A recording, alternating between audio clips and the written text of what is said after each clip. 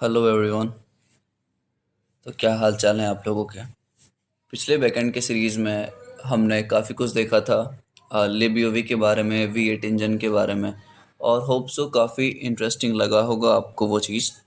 और इस लेक्चर से हम बात करेंगे वेब वेब सर्वर्स क्या होती हैं, वेब सर्वर के अंदर क्या क्या चीज़ें होती हैं जो कि हमें समझना ज़रूरी है। ठीक है, स्टार्ट किया जाए। चलो आ जाओ। तो हम क्या देखेंगे, हम देखेंगे concept of web servers. Concept of web servers. सबसे पहली बात अगर मैं बताऊं, जब भी जब भी फॉर एग्जांपल मेरी कोई वेबसाइट है, यहाँ पे मेरी कोई वेबसाइट है, इसको मैं क्लाइंट बोलता हूँ अभी के लिए। ठीक है, इसको क्लाइंट बोला, इसको मैंने सर्वर बोला। आप इस चीज़ से रिलेट करो कि फॉर एग्जांपल आप google.com एक वेबसाइट है जो खोलते हो आप। आपने खोला google.com। तो google.com जो वेबसाइट आपको दिख रही है इंटरफेस पे, फॉर एग्जांपल मैंने यहाँ पे, मेरा अभी चल रहा है याहू का। ठीक है, याहू का मैंने डाल रखा है। बट मैं अगर google.com खोलूँ, मैं चाह रहा हूँ कि आपको स्क्रैच से समझाऊँ। मैं जब ये लिखूँगा google.com तो क्या होगा, अभी मेरा इंटरफेस नहीं दिख रहा, लेकिन जब मैंने खोला तो मुझे एक इंटरफेस मिला। ये कहाँ से मिला, ये कहाँ से मिला, मैं स्क्रैच से बताता हूँ। मैंने क्या किया, मैंने google.com लिखा। ये क्या करेगा, ये मैंने कहाँ लिखा, ब्राउज़र पे। ये मैंने लिखा ब्राउज़र पे। ब्राउज़र मतलब क्लाइंट, ब्राउज़र मतलब क्लाइंट। ठीक है, क्लाइंट मान के चलो। जो यहाँ मैंने क्लाइंट लिखा है ना, जो मैंने यहाँ पे क्लाइंट लिखा है ना, वही हमारा ब्राउज़र है। ठीक है, मैंने ब्राउज़र पे ये चीज़ लिखा google.com। ये क्या करेगा, ये सर्वर पे जाएगा। गूगल का जहाँ भी इसका सर्वर होगा वहाँ पे ये जाएगा, और google.com की जो पेज हमने देखी अभी, जो हमने पेज अभी देखी थी, वो ये सर्वर रिटर्न करेगा ताकि मैं अपने यूज़र इंटरफेस में देख पाऊँ उस चीज़ को। ठीक है, अब सर्वर बोल तो देते हैं हम, लेकिन सर्वर होता क्या है। क्लाइंट तो आपको पता है, आप जो वेब ब्राउज़र पे लिखते हो उसी को क्लाइंट बोलते हैं। सर्वर्स क्या होती है, आप लोग ऑलरेडी काफ़ी बार यूज़ कर चुके होंगे सर्वर की term. But just a second, मेरा थोड़ा लैपटॉप स्लो चल रहा है, इसको मैं रिफ्रेश कर लूँ एक बार। एक मिनट रुक जाओ। तो देखो, वेब सर्वर्स काफ़ी अच्छा कॉन्सेप्ट है और जानना ज़रूरी है कि जब भी हम क्लाइंट से कुछ रिक्वेस्ट करते हैं तो कैसे सर्वर से वो वापस आता है, कौन कौन से मेथड्स होते हैं, कौन कौन सा प्रोटोकॉल वो यूज़ करता है। तो हम सारा कुछ डिस्कस करेंगे इस लेक्चर में। ठीक है, तब तक आ जाओ, सर्वर की हम डेफिनेशन देखते हैं। सर्वर होता क्या है, actual professional definition. Layman terms में मैं तो बताऊंगा ही, लेकिन what are servers, what are web servers. ठीक है, वेब सर्वर की हम टर्म्स देखें तो web server is a software application और hardware device that store processes and serves web content to user. हटा दो आप, काफ़ी चीज़ें देख ली हमने। थोड़ा मैं जूम इन कर लेता हूँ, मेरा शायद नेटवर्क कमज़ोर है तो ये स्लो चल रही है। कोई ना, हो गया जूम। ठीक है, यहाँ पे आ जाओ, यहाँ पे आ जाओ। यहाँ हमने क्या देखा, हमने क्लाइंट पे google.com लिखा, ये सर्वर पे गया, ये रिक्वेस्ट गया। ध्यान से सुनो, मैं जो जो टर्म्स यूज़ करूँगा उसको आप ध्यान से सुनना। ये रिक्वेस्ट किया, किसने, मैंने किया। मैं कौन हूँ, मैं क्लाइंट हूँ। सर्वर क्या करेगा, सर्वर रिस्पॉन्स देगा। जो पेज हम देख पा रहे थे ना, वो रिस्पॉन्स था इसके साइड से, सर्वर के साइड से। सर्वर क्या होता है, इधर आ जाओ। सर्वर के बारे में अगर हम बात करें, सर्वर क्या होता है हमारे पास, सर्वर हमारे पास एक हार्डवेयर है, एक हार्डवेयर है प्लस सॉफ्टवेयर है। इसका क्या मतलब है भाई, सर्वर क्या है? एक हार्डवेयर है प्लस सॉफ्टवेयर है जो क्या करेगा, जो किसी भी चीज़ को स्टोर करके रखेगा, किसी चीज़ को प्रोसेस करेगा और प्रोसेस करने के बाद रिट्रीवल करेगा, मतलब क्लाइंट को रिस्पॉन्ड करेगा। क्या क्या करेगा? ये 3 चीज़ें मैंने डिस्कस करी अभी। ये किसी भी चीज़ को स्टोर करके रखेगा सर्वर पे, ये स्टोर कर लेगा किसी भी चीज़ को, स्टोर करके रख रहा है। सेकेंड चीज़ प्रोसेस करेगा, जो हमने ऑफिशियल डेफिनेशन देखा है वही लिखो आप, अभी मैं समझाऊंगा। स्टोर किया, प्रोसेस किया और रिट्रीवल के काम आता है जब क्लाइंट को सेंड करता है, रिट्रीवल ऑफ रिस्पॉन्स जो देता है क्लाइंट को। ठीक है, इतना चीज़ समझ आ गया। हार्डवेयर का क्या मतलब है? हार्डवेयर आपने सुना होगा, अभी मैं सब चीज़ को तोड़ तोड़ के बताऊंगा। हार्डवेयर का क्या मतलब है? आपने सुना होगा गूगल का जो डेटा सेंटर है, गूगल का जो डेटा सेंटर है वो काफ़ी जगह पे है। मुंबई में है, कैलिफोर्निया में है, यूएसए, कहाँ कहीं भी मान लो आप। ठीक है, हर एक कंट्री में इसका क्या है? Data centres. ठीक है, डेटा सेंटर बोलते हैं इसको, डेटा सेंटर। जहाँ पे ये हार्डवेयर्स रखे जाते हैं, जहाँ पे हार्डवेयर रखे जाते हैं, उस हार्डवेयर में ये सब हार्डवेयर हैं, ये सब डेटा सेंटर्स हैं, सर्वर्स हैं। इसको क्या बोलते हैं हम? सर्वर। सर्वर किस फॉर्म में है? हार्डवेयर है। ये सब हार्डवेयर्स हैं, ये सब क्या है? हार्डवेयर्स हैं। ठीक है, ये हार्डवेयर हैं। अब हार्डवेयर के अंदर फिर हम सॉफ्टवेयर कहाँ यूज़ करते हैं? हार्डवेयर आपको पता चलेगा कि डेटा सेंटर जो रहते हैं किसी भी कंपनी के, वहाँ हम हार्डवेयर स्टोर करके रखते हैं। ये जो सॉफ्टवेयर की बात हम कर रहे हैं ना, ये हम अभी के लिए, जैसे हम अपना बैक एंड कोड जो लिख रहे हैं, फॉर एग्जांपल मैंने कोई फुल स्टैक एप्लीकेशन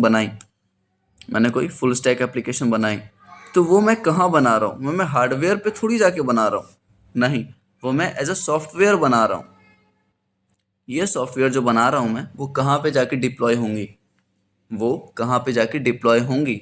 वो या तो मैं डिप्लॉय करूँगा अपने हार्डवेयर पे, हार्डवेयर के अंदर क्या रहेगा? एप्लीकेशन।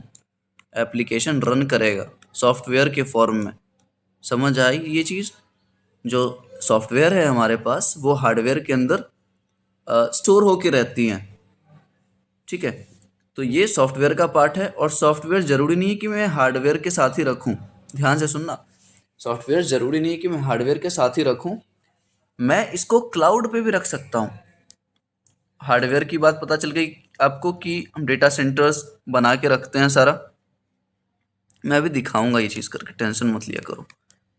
ठीक है, अब सॉफ्टवेयर की जब मैं बात करूंगा, सॉफ्टवेयर की जब हम बात कर रहे हैं, तो सबसे पहला चीज़, इसको मैं कहाँ डाल सकता हूँ? इसको मैं हार्डवेयर पे डाल सकता हूँ। कोई भी डेटा सेंटर जो है वहाँ पे हार्डवेयर के अंदर एप्लीकेशन मेरा चलेगा।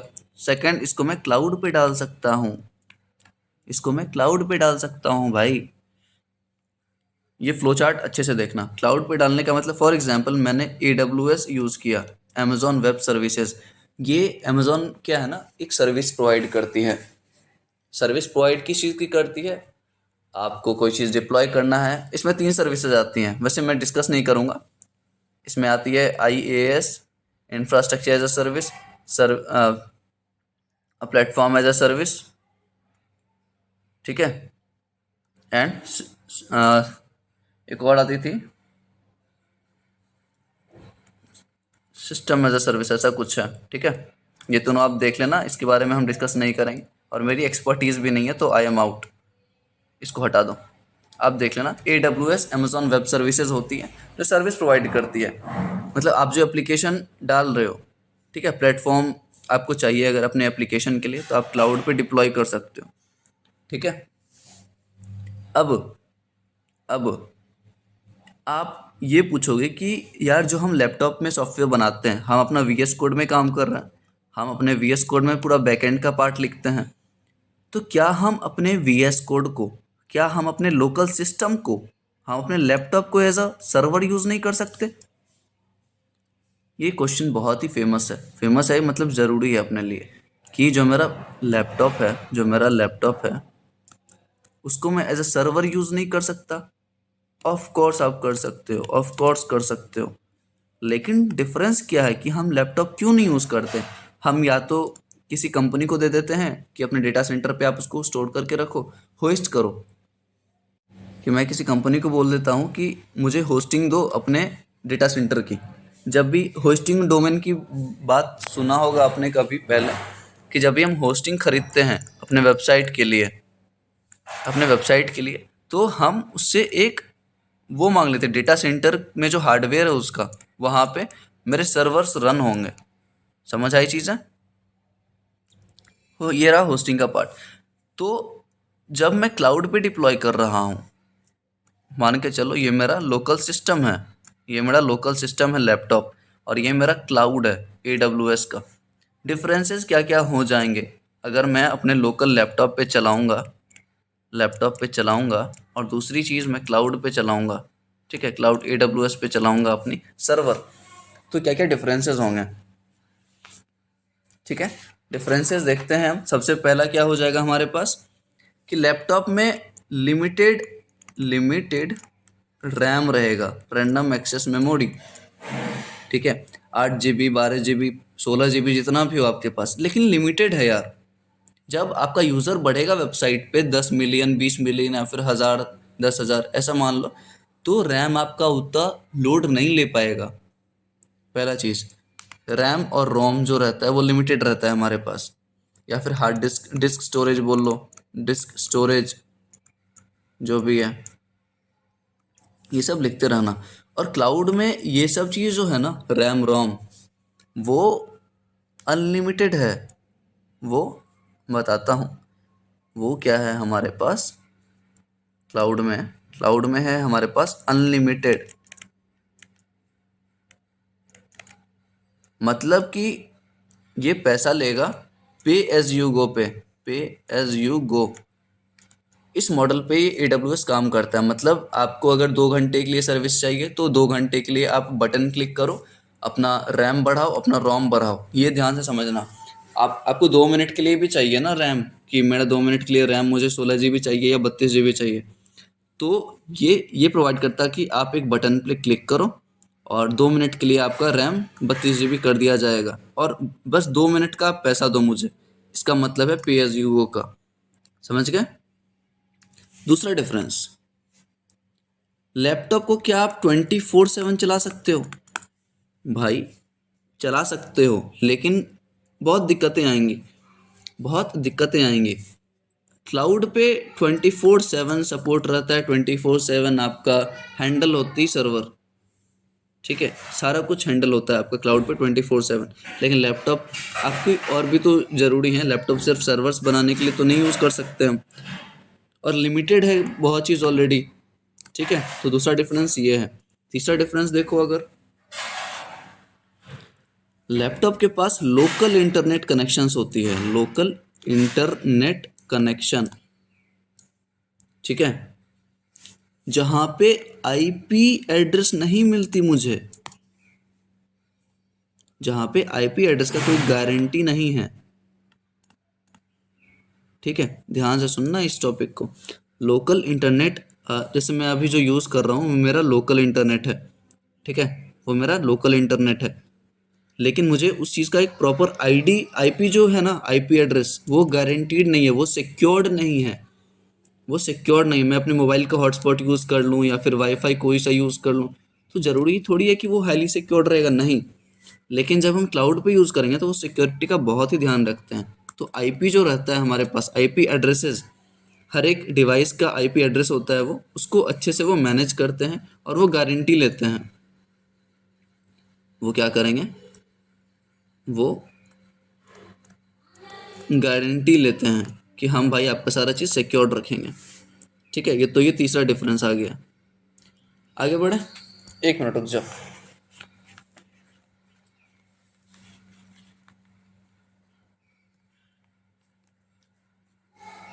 ठीक है, तो इतना हमने देख लिया, आईपी की गारंटी लेता ही है। और आप एक और बात बताओ कि फॉर एग्जांपल आपका जो पावर कट रहेगा, पावर कट जो आपके घर में होता है, अगर आप सर्वर अपने लैपटॉप पे चला रहे हो, तो ज़रूरी तो नहीं कि सप्ताह में या फिर महीने में एक बार पावर कट ना हो या फिर लैपटॉप आपका डिस्चार्ज ना हो। तो तो ये बड़ा दिक्कत है। और क्लाउड पे भी 24/7 रहता है क्योंकि सारा कुछ इसको मैनेज करता है क्लाउड वाले।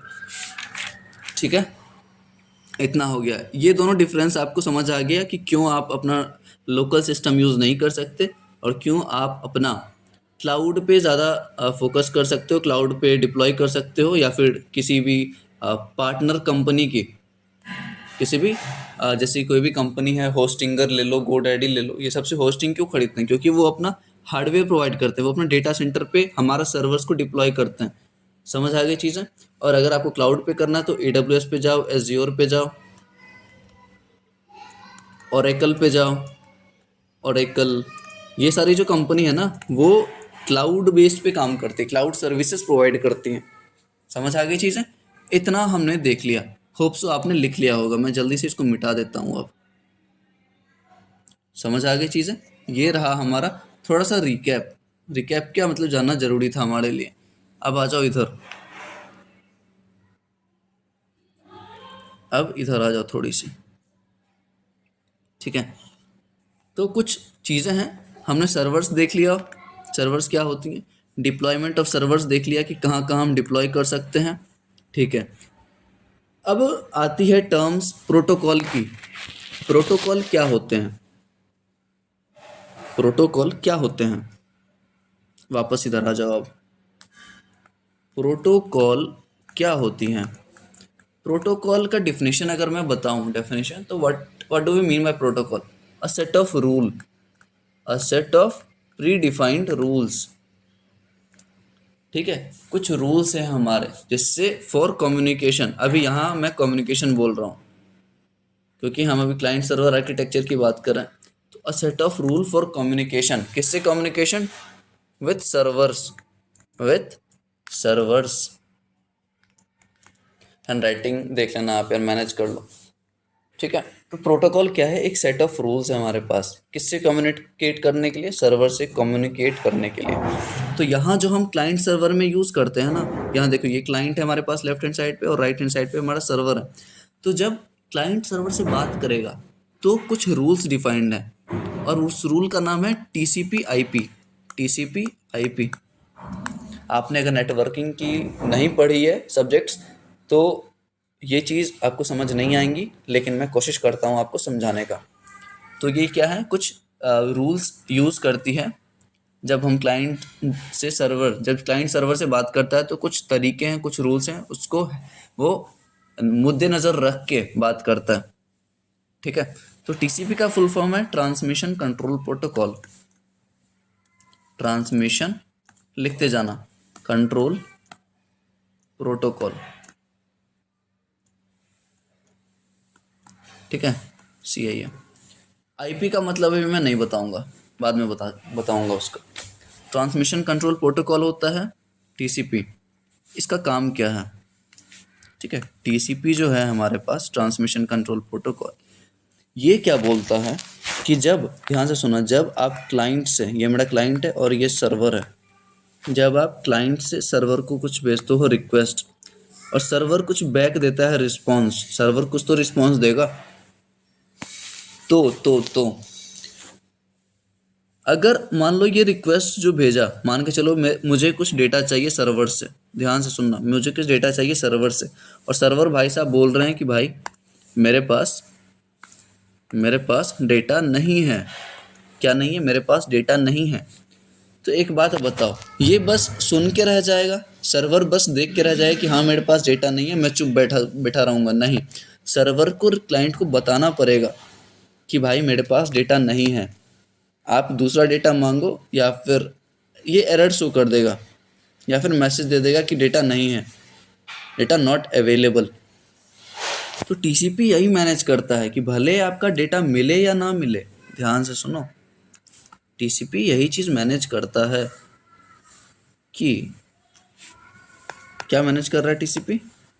कि भले आपके पास डेटा हो या ना हो, आप दोनों ही कंडीशन में एक्नॉलेजमेंट दोगे। एक्नॉलेजमेंट, ठीक है, किसको दोगे? क्लाइंट को दोगे कि अगर डेटा मिला तो डेटा दे दो, नहीं तो आप एक मैसेज दे दो जिसमें ये लिखा हो कि मेरे पास डेटा नहीं है। ठीक है, मतलब एक्नॉलेजमेंट आपको देना ही पड़ेगा। समझ आई? ये सारा चीज़ टीसीपी देखता है कि एक्नॉलेजमेंट मिलनी ही चाहिए, क्लाइंट को पता होनी चाहिए कि क्या हुआ है क्लाइंट को पता होनी चाहिए कि क्या हुआ मेरे रिक्वेस्ट के बाद। जब मैंने रिक्वेस्ट किया तो रिस्पांस मिला नहीं मिला, उसका आना चाहिए सर्वर के थ्रू रिस्पांस। ये हो गया टीसीपी का काम, ट्रांसमिशन कंट्रोल प्रोटोकॉल। तो ये किसके बीच में काम करेगा? अब मैं यहाँ लिखूंगा इस चीज़ को, टीसीपी आईपी। ये क्या है? प्रोटोकॉल जो ये यूज़ करेगा। ठीक है, अब एक चीज़ आता है, अब एक चीज़ बताओ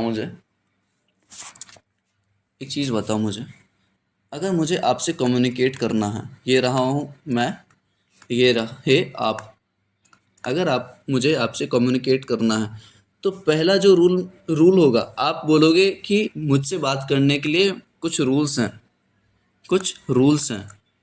रूल क्या था मेरे पास? टीसीपी वाला, कि आप 2 लाइन में बोलोगे, 5 मिनट बात करूंगा मैं बस। ठीक है, मैं बस 5 मिनट में बात करूंगा और जल्दी जल्दी बात करूंगा। तो ये रूल्स जो हम डिफाइन किए टीसीपी का, ये हमने देख लिया। अब मैं रिलेट करने की कोशिश कर रहा हूँ। ठीक है, आपने रूल्स डिफाइन कर दिया कि 5 मिनट बोलना है, बस 5 मिनट मेरे पास टाइम है, आप बोलो। अब मैं बोलूँ कैसे? मेरी लैंग्वेज अगर आपको समझ नहीं आएंगी, फॉर एग्जाम्पल आपको हिंदी समझ आती है और मैं बोल रहा हूँ किसी और लैंग्वेज में, मैं उर्दू बोल रहा हूँ, फारसी बोल रहा हूँ, या कुछ और बोल रहा हूँ, स्पेनिश बोल रहा हूँ, इटालियन बोल रहा हूँ, तो आपको समझ आएंगी क्या? नहीं आएंगी वो समझ। आपने बोल तो दिया मेरे पास 5 मिनट है, आप समझाओ मुझे, लेकिन मुझे कोरियन आती है लेकिन आपको हिंदी आती है, तो क्या समझ पाओगे आप? नहीं। तो इस प्रॉब्लम को टैकल करने में हमारे पास आया HTTP का कॉन्सेप्ट। HTTP का कॉन्सेप्ट आया हमारे पास। ठीक है, तो एक काम करते हैं यार, लेक्चर काफ़ी लंबा हो जाएगा, तो नेक्स्ट लेक्चर में इसको कंटिन्यू करते हैं HTTP से। ठीक है, HTTP से कंटिन्यू करते हैं।